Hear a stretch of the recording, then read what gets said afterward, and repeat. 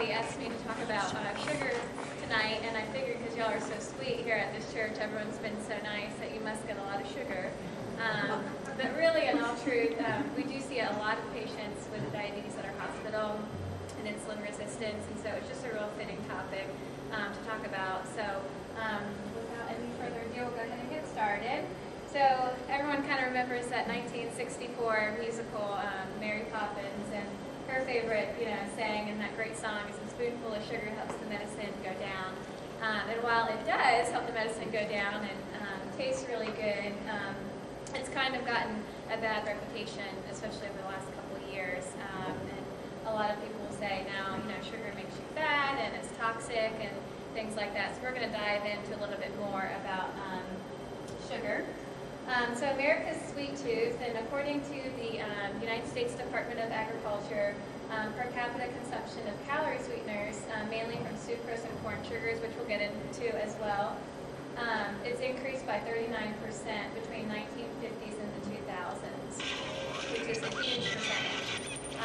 On average, most people consume 154 pounds per year, which sounds like a lot, but if you break that down per day, the average person is getting about 30 teaspoons of sugar per day, which is an additional 476 calories. And when we look at what a teaspoon looks like, it's this big. Okay, so you might not think, and we'll do a couple things tonight, but I'll show you what that looks like. That 30, we'll measure that out so you can actually see what that looks like. But it's real surprising, and I always, I'm a big runner, and I always think it takes on average about 100 calories to run a mile you burn. So a lot of times when I look at something, I'm like, gosh, if I were to have that 30 teaspoons of sugar, that's almost 4.5 miles I have to run. Is it worth it? Sometimes it is, and sometimes it's not. So that always helps put things in perspective for me. But 51% of Americans are trying to avoid sugars when choosing foods and beverages. And 35% really pay no attention to sugar at all. So even if you don't have diabetes, but especially if you do have a family member or anyone in your family has diabetes, it would be something I'd pay attention, even if you don't have diabetes or if you had gestational diabetes. So what is sugar? Refined sugar is made up of a molecule of carbohydrate of glucose bonded to a molecule of carbohydrate of fructose. So basically your refined sugar is kind of a 50-50 split of glucose and fructose. Now fructose is twice as sweet as glucose is, so that's what makes it sweeter actually. That kind of sets it apart from other things. So in something like bread has natural sugar in it, natural carbohydrate, and the sugar that's found in the bread is glucose. So we know that refined sugar is half glucose, like you find in bread, and half fructose. So if you took a piece of bread and tasted it versus a tablespoon of sugar, you can taste a big difference between the two. The sugar tastes a lot sweeter because of the fructose component that's in refined sugar. So next I'll talk about the difference between sugar and high fructose corn syrup, because I always get a lot of questions about that. What is high fructose corn syrup? But as I said, sugar is made up of 50-50 glucose and fructose. And your high fructose corn syrup is also made of the same combination, your glucose and fructose, but there's a different percentage. Your high fructose corn syrup is 45% glucose and 55% fructose, so it's a lot sweeter than your sugar, your refined sugar. And this kind of came out really in the 1980s. Sugar was getting a kind of a bad reputation, and so high fructose corn syrup came out to replace sugar, regular sugar, and it was marketed to everyone as being better for you than regular sugar but really when you look at the combination, it's just actually sweeter tasting, but what was great for companies at that time was that it was cheaper for them. So if they put it in products, they could get more bang for their buck because it's sweeter than regular sugar, and not only that, it was cheaper. So you'll actually find, and I think probably over the next couple of years the switch will go back either to sugar or replacement sugars or something like that, artificial sweeteners, because there has been more talk about artificial corn syrup. So that kind of gives you a breakdown of how it came about and kind of the breakdown of what's in it. So if we look at the difference between your refined sugar and your high fructose corn syrup versus your natural sugar that's in your natural foods like breads and pastas and things like that, your glucose, again, your sugar and high fructose corn syrup is made up of that combination of glucose and fructose. Okay, so in other words, a 50-50 split or 45-55 split. Your glucose is made up 100% of glucose, so there's no fructose in it. 100 calories of your high fructose corn syrup versus 100 calories that you would get in, like, let's say, a piece of bread or a potato, your body would metabolize it differently. So if we had 100 calories of high fructose corn syrup or a fine sugar versus the bread, your body sees it as sugar, the same as sugar, but your bread's probably going to have more fiber in it, right? Especially if you get the whole grain, whole wheat. It's got more nutrients in it than just what we would call empty calories coming from the sugar or high fructose corn syrup. Also, because of the breakdown of the high fructose corn syrup, your liver actually metabolizes your high fructose or your fructose from the high fructose corn syrup. So your liver's working to break down the fructose, whereas with glucose, all of your cells actually utilize glucose. Your body needs some sugar, some glucose for your muscles to work, for you to think throughout the day, for your hair to grow. Your body needs some glucose. But the addition of fructose into the combination of the sugar and the high fructose corn syrup can really affect your liver. And fructose, like I said, is metabolized by the liver, so it's a lot more work for your liver. And in liquid form, the liver is actually hit quicker. So in animal studies, what happens when the liver is hit with more fructose and it has to work harder, it metabolizes that into fat. And a byproduct of that process is insulin resistance. So as you hear more about sugar down the road and high fructose corn syrup and insulin resistance, basically insulin resistance affects your blood sugar metabolism. It affects how your cells receive glucose and sugar and breaks it down. It's underlying, the American Heart Association has linked it to heart disease because of the oxidation and stress that's in your body. So what we want to do is prevent that insulin resistance. So looking again at your high fructose corn syrup, between 1970 and 1990, high fructose corn syrup increased by more than 1,000%. And again, because like I said, in the 80s, it was replacing a lot of products. It was a replacement for sugar. It represents more than 40% of caloric sweeteners added to food and beverages. So typically, it's the primary source of sugar component in your beverages. And you can see kind of on this label, when we look at the ingredient list, the first ingredient on your ingredient list, the first ingredient that's listed is what's most prominent in the product.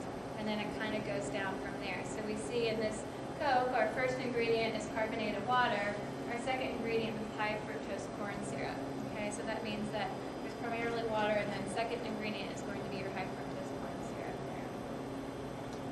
So what is sugar? With all these, glucose, lactose, and all this stuff, I don't want to get you guys confused in science, but basically, sucrose is what you put in your coffee. Fructose is natural sugar, and we'll go through each of these tonight, but fructose is the natural sugar that's found in fruit, so Mother Nature naturally makes it sweet. Lactose, we'll talk about found in your milk products. Glucose, we talked about, it's going to be mostly in your starches. Honey, high fructose corn syrup, wheat, and cane sugar. So sucrose is also known as table sugar, so like I said, what you put in your coffee. Made from sugar cane or sugar beets are the primary sources of sucrose. And I always get this question, is brown sugar better than white sugar? Because, you always hear about brown breads are better than white breads. And it's actually just as bad for you. There's just more molasses in it, so it gives it that brown kind of caramel color. But sugar-wise, it's still sugar. Your body still sees it as refined sugar. Raw sugar is whitened by a bleaching process. And this is just kind of boring science stuff, but through an exposure to sulfur dioxide. And white refined is the most common form of sugar in North America and Europe. It's made by dissolving and purifying raw sugar using phosphoric acid, and it's further purified by filtration through a bed of activated carbon, and sold most commonly, as we all know, granulated sugar. As I said, fructose is the natural sugar that's found in fruit, so Mother Nature naturally makes things like apples and grapes sweet for us. When we talk about serving sizes, the American Diabetic Association recommends up to 3 servings of your fruits a day, high in fiber, especially if you're doing the raw fruit, antioxidants and vitamins. When we look at serving size, A serving of like a fresh piece of fruit is typically about the size of like my fist, a woman's fist, or a tennis ball. So that would be like your apple or your orange. Also in this group is your juice. And a serving of juice, even if it's 100% juice, is a half a cup. And most people don't just drink, a half a cup of juice. So if you had to choose between the two, which do you think would keep you fuller for a longer period? Right, you are so smart, right? Your fresh fruit. Plus the other thing is most people don't just pour half a cup of juice in your big glass at home. And of all of our senses, smell, taste, touch, sight, and sound, what do you think we eat first with?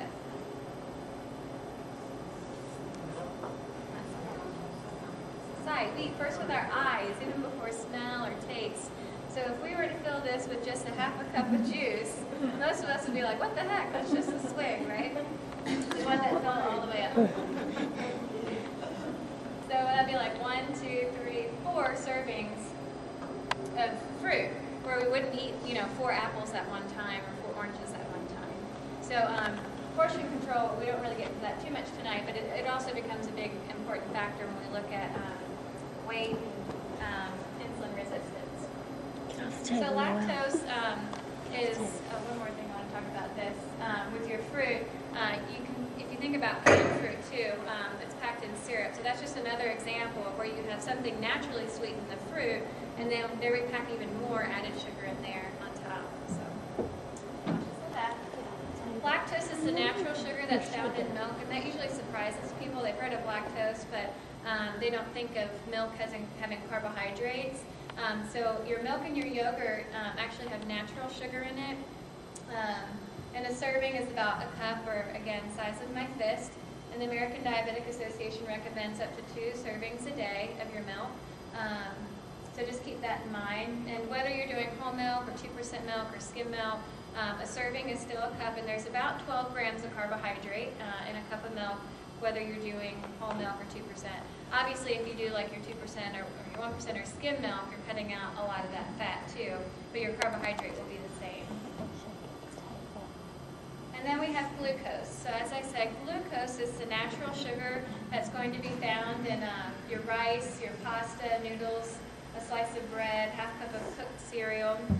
So for example, like oatmeal or grits, 3/4 cup of cold cereal, and that depends, I guess, if you're doing Fruity Pebbles or, just regular Cheerios. And then we also have starchy vegetables. So, the rest of the world may count these as vegetables, but really they should be counted as starch because your body sees these vegetables the same as they do, your breads, rice, and pasta, because they're starchy. So like your corn, your potatoes, green peas are actually a starchy vegetable that usually surprises people. Spaghetti sauce has sugar in it, and your winter squash. For your starches, typically you may need about 2 to 3 servings at each meal. So that would be like, if we looked at something like bread, that might be like 2 slices of toast for breakfast. If we looked at like 2 or 3 servings for lunch, that might be 2/3 a cup or a cup of rice. Okay, so again, if you did a cup of rice, you didn't want to have bread with that or a big plate of beans on top of that, because your beans also have natural starch in there as well. So how did we get here? Okay, so we're going to kind of look at what our ancestors did versus what we have now. The obesity epidemic, insulin resistance, and the prediction of diabetes by, I think it's 2040, 1 in 4, almost half the population will have diabetes. So how did we get here? Our ancestors never really knew the intensity of sweet flavored or refined sugar. So what they knew for sweetness was fruit, or they had to compete with the bees, right, to get the honey. So they never knew the intensity of things like a regular Coke or lemonade or sweet tea. Like I said, sweet came from honey and fruit, and that's much better for you because, right, it's going to have the nutrients in there. Your fruit's going to have the fiber, the vitamins, and the minerals. And, even back, I know as far as like, my parents and my grandparents, sugar sweetened beverages were reserved for special occasions and served in much smaller bottles than they are now. And I don't know if you guys grew up the same, but I know it would have to be a special treat for us to get a soda out or to have one, whereas now they're all over the place, right? Kids are having them all the time, and our portions have gotten bigger. You know, you have your large quick trip cups now of straight soda there. Again, for us now, we have a lot more things processed and also a lot more added sugar into different food products. It's, like I said, adds to many different foods and beverages, and even those containing the natural sugar, as I said, with your fruit, your canned fruit. They kind of had a sugar overload. So with sugar and disease, people definitely consume too much sugar than they actually need. As we looked at earlier, you know, we're consuming almost 30 teaspoons a day. And I do kind of want to show you what that looks like. So we'll start first with our Coke. If I can get a volunteer to come up here. Larry? Okay. So Larry's going to guess for us how much sugar is in this Coke. So how many people have drank a Coke before? Or a Sprite or Mountain Dew? Almost everybody? Okay. All right. So what you'll do is you'll take this one here. And here we have our sugar. You'll just take this and put it in the cup here, and we'll count off for you.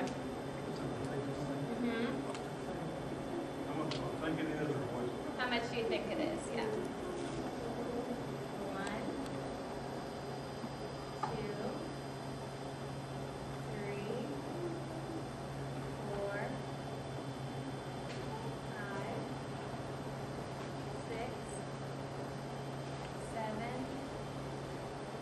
8, 9, 10. Okay. Okay. That was a good guess. You can sit back down. I'll count these up for you. 11, 12, 13, 14, 16, 17. Okay. But visually, you never think about mixing this with straight, water or carbonated water and drinking it. But that's how much sugar is in this Coke. Now that was 17. Remember I said on average, people have about 30 teaspoons a day, so let's count that out and see what that looks like. 18, 19, 20, 21, 22, 23, 24, 25, 26, 27, 28, 29, 30. That's how much sugar on average people are consuming. So even if you just did 2 of those, right, that was 17. If you did 2 regular sodas, or if you had like, a Minute Maid lemonade or sweet tea or something like that, that was 2 of these, that would be your 30 teaspoons of sugar, and that's not included anything else you may eat that may have added sugar. I think the average, I know you're saying like average, but do you not think most people probably have a lot more than that? Yeah, that's like, I'm thinking if that's 2 cups, like some people drink, I'm just speaking from experience with my husband, will drink 4 of those in a day. Like I'm like, good grief. If I had I drank 6 of those a day. And that's where I'm at now. That's where I'm at. yeah, so that's an average. So you're right. People are, yeah, it's a great point. So I would much more. Yeah. That's saying in the world, she's saying. Is that in the world or is that in the U.S.? This is the U.S. Okay. Yeah. And so here's a couple more. I'll pass these out. But this is like a cup of Fruit Loops. So again, if you had your soda and your Fruit Loops, that's a cup. And this is what a cup looks like. So if your cereal bowl at home is bigger than this, and you pour more than that, that kind of gives you an example. This is a half cup of Jell-O. That's regular Jell-O, not sugar-free. Wow. Again, it's so clear and bouncy, but how much sugar's in there? Here's a Pop-Tart. Oh, Lord. Unfrosted. That's what I get my kids for to get to school. Your teachers love your kids. Here's an 1/8 of a 9-inch apple pie. An 1/8 of a 9-inch? So most pies you cut into 8, right?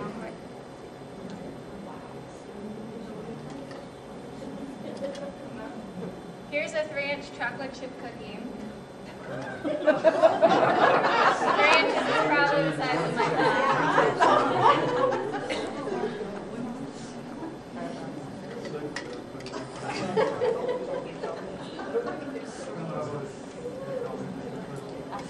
And here's the Hershey bar.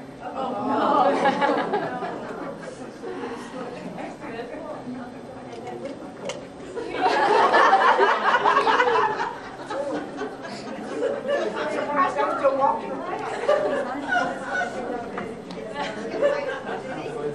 And did you know that, or did you realize that? Yeah, and that's really how most people are. They don't realize, you think you're just eating food without really looking at the label or thinking about it, or there's not a lot of education really out there. I mean, you think about in school, I mean, we had maybe 1 semester of health class, and yeah, so there's not a lot of education. So that's why it's good to come to classes like this and to learn more, and to also educate your friends and the other people that are in your church, especially anyone who has kids, because I mean, I really think like, I know when we used to play soccer, we had water and oranges at halftime, and now it's like, orange slices, and now it's like they get a Coke after, and just things to think about, definitely. And again, just with the, the empty calories of it, there's no protein, vitamins, minerals, anything like that. It's just plain sugar. And again, the links to higher triglyceride levels, because your liver is affected so much by fructose, insulin resistance, obesity, diabetes, and again, heart disease from the American Heart Association, which is the increased inflammation and oxidative stress it puts on your body. The FDA, the Food and Drug Administration, hasn't been able to put like an upper limit of how much sugar is too much or too toxic for you.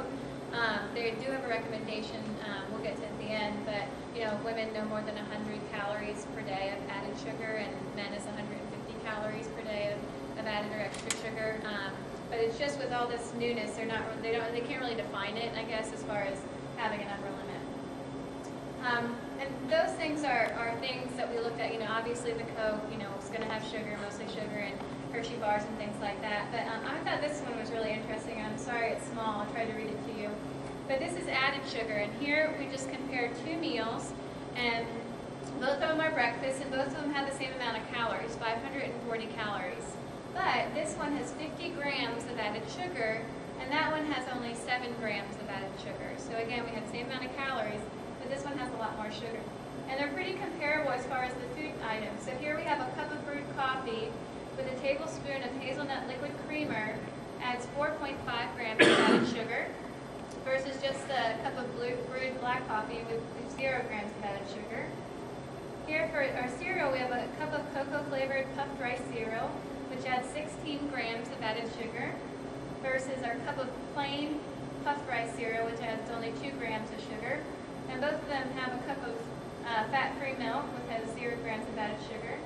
This was a 6-ounce fat-free strawberry yogurt, 19 grams of added sugar. And I always get this question a lot. I'm trying to buy low fat, but then there's all this sugar in it. And sometimes they add the sugar to have that flavor where the fat would have. So usually, I'd recommend, instead of doing like maybe a fat-free, get something that's light, so it's kind of low fat, low sugar, instead of all completely, fat-free and a bunch of added sugar in there.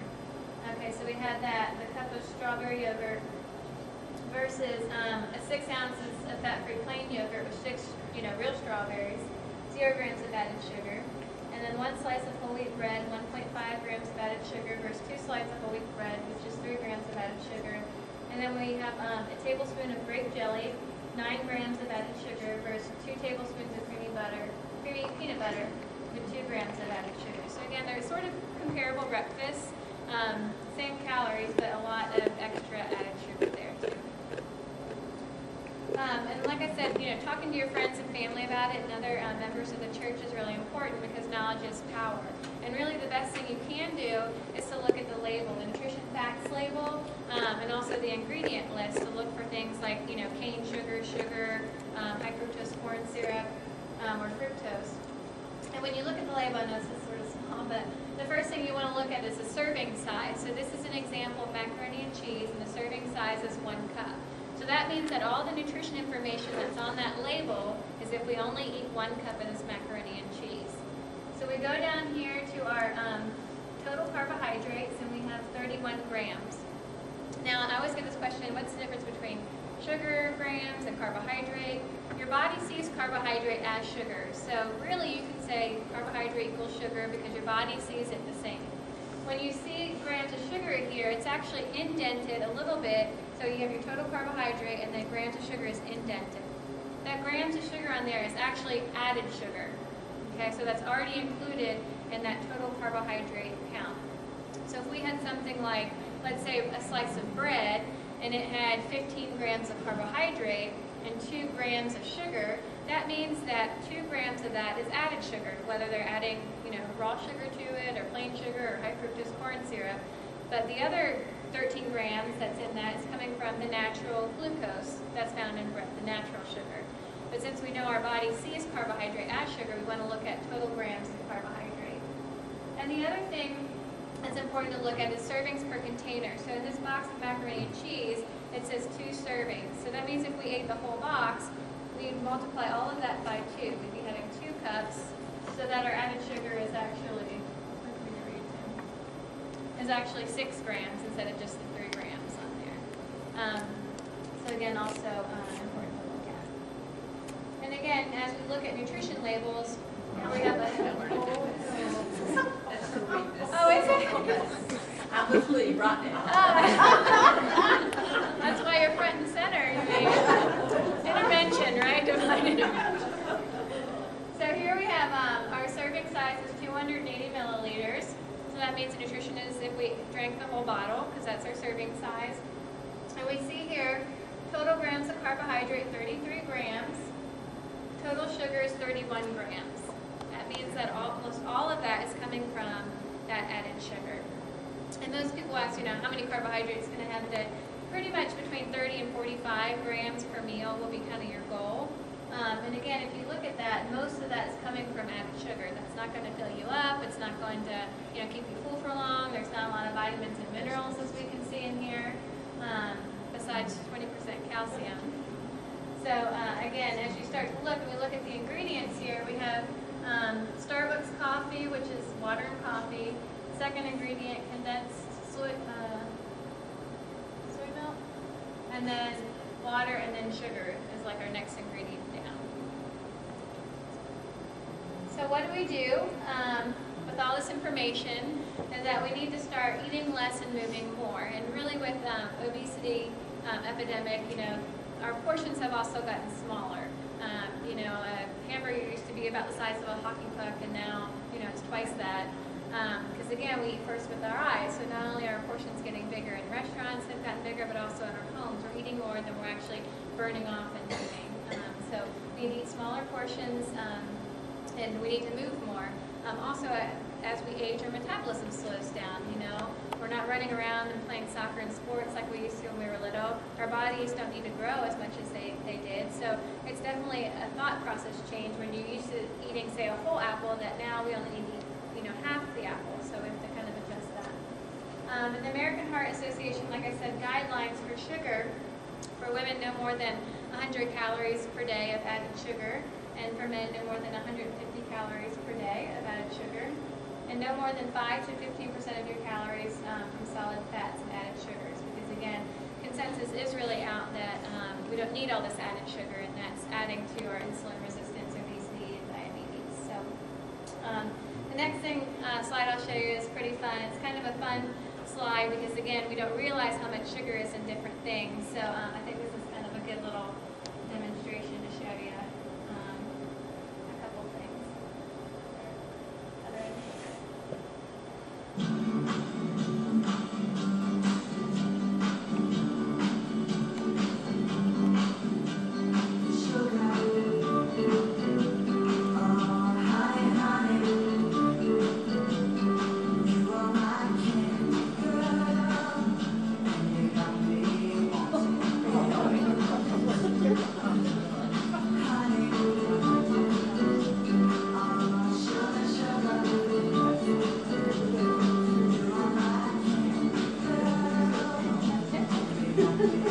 Man, oh my gosh.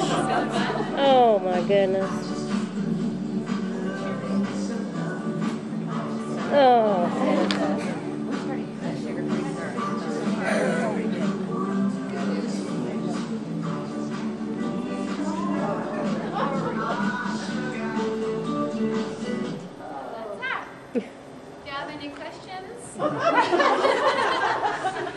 Okay, I am a huge Diet Coke drinker, so that's no better though, right? I mean, That's such a great question. I get that all the time.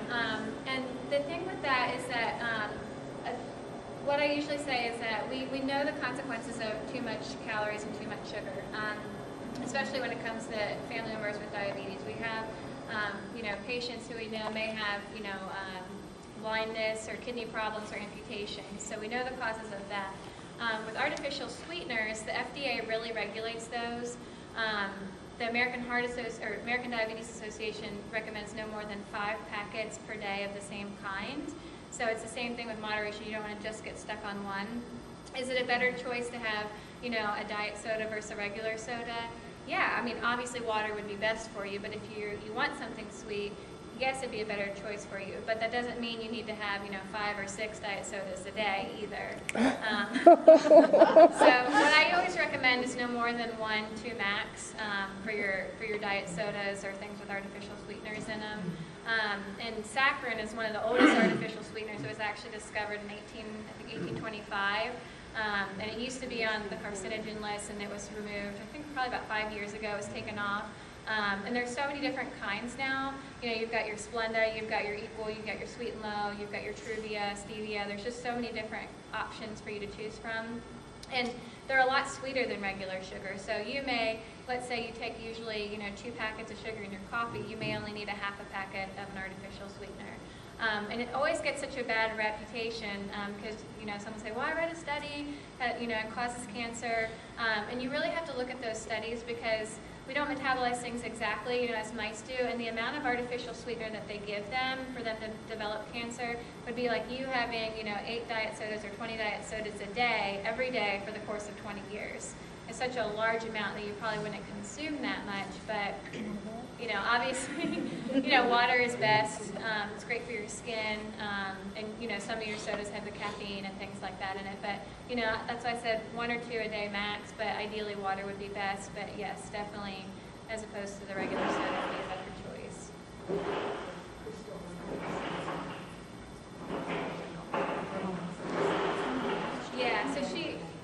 So she said, what about the Crystal Lights? And that's the same thing. It's made with artificial sweeteners. But again, if you're craving something sweet, like a sweet drink, it's much better to do that than to have your regular lemonade and your sweet tea and things like that. It's going to have 300, 400 calories in it, and all that sugar versus maybe 10, 15 from the Crystal Light and Pepper 2. So same thing. I'd definitely replace that. What kind of creamer makes for like coffee? Sugar-free? That's a good question because again, the sugar-free is higher fat. Usually the fat-free is higher sugar. So that's another one where I'd recommend the light. That's kind of low fat, low sugar. And the good thing with some of these products is that there are a lot more options now. And my dad's had diabetes, I think, 20 years almost. And when he was first diagnosed, he drank tons of Coke, and it was like, you have Coke and Diet, and that's it. Now you have, Cherry Coke Zero and Diet Dr. Pepper, so there's a lot more options, and I think, as the obesity epidemic continues, you'll start to see more products, and hopefully smaller portions of things, because again, we eat first with our eyes. Hopefully, we'll start, eating less, smaller portions as well. But definitely that hazelnut creamer surprised me when I saw that. Any other questions? Tell a story about and I know this doesn't, well, it kind of does, about the difference between the milk and tasting it and how you do in the diabetes classes and how you do with your dad. Yeah, so with the milks, and I was talking about the different, fat grams. When my dad had diabetes, he's also, I think he was 42 or 43. He had 4 blockages around his heart. Was a senior in high school. I mean, he just ate terrible. He worked in the food industry, and there was food all the way around. And he didn't know any better. I mean, he used to manage a Wendy's, and he'd say someone would bring back a hamburger and said, it looked funny or whatever. And he's like, well, I'll eat it. It looks fine to me. So he just didn't eat very well. And he was so young when he had, he had diabetes, and he had those four blockages.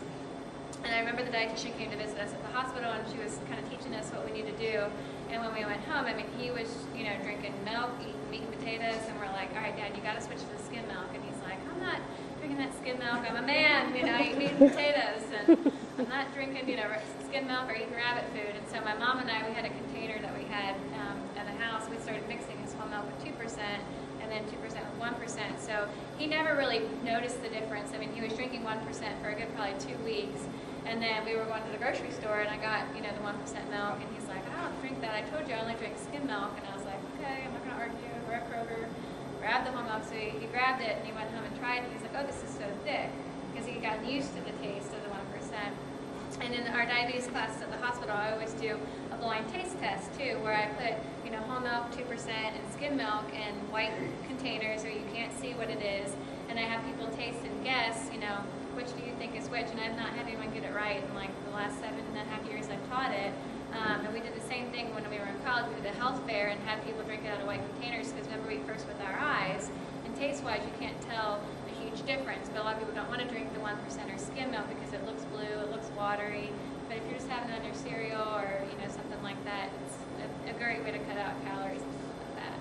There's a lot of difference in 1 and 2%. It's just the fat difference. I'd probably stick with the 1% or skim milk, yeah. And it's easy to kind of switch, yeah. I've either heard or read that skim milk, they add powdered milk to it to keep it from turning blue.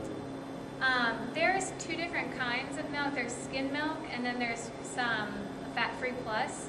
And the fat-free plus, they add thickener to it, like a thickening agent, like a powder, like you said. So it has more of the taste or consistency of 2% milk. But the regular skim milk kind of has that little blue, look to it. Which, I mean, again, we first with our eyes, but, just have it on cereal or milk. It was something you can get used to for sure. Any other questions? What do you recommend for children's snacks? That's like to take the place of apples and oranges and stuff like that? Yeah, and I definitely recommend. I hope I'm not saying don't eat fruit. I mean, I think fruit's great, and like I said, up to 3 servings a day. I mean, fresh fruit's a great snack for them. You could also do nuts, like unsalted nuts. You could do low-fat cheese sticks. Yeah, those are really popular. You could do like hummus with like pita chips or something like that, because that's chickpeas. And I really think that it's kind of what they're used to. If you're a kid and you're used to kind of eating that, or you see your parents eat that way, you kind of get used to it. It's what you know, as opposed to your Capri Suns and things like that. If that's what you're getting all the time. Well, no, my wife and I do a children's children's snack for a children's worship here. With like 50 kids or whatever. What years ago we used to do the Hershey Kisses and candy and stuff like that, and now we're doing apples and oranges and have you done? I know cheese kids balls. usually like those celery sticks with peanut butter and the ants on top, the raisins. Yeah, but weuld try that. Yeah, that's another one. That's what I'm looking for. Yeah, we usually like to do that. That's a fun one. You could do like carrot sticks, or you could do with like low-fat dip or something, or the hummus. You could do low-fat graham crackers with peanut butter, or make unsalted crackers with peanut butter on top to make like little sandwiches for them. What about those Go-Gurts? Like, you know what I'm talking about? The Go-Gurts that are in like the sleeves? There's just a lot of sugar in them, though. Yeah, I haven't looked specifically at those. Yeah, those are some other good ideas. And anything you can do to get them involved, with making stuff. Kids love to help cook. I mean, they just love putting snacks together, and anything you can do to help get them involved with making things. And you can, like I said, you can decorate different little things too to make it cute for them to eat.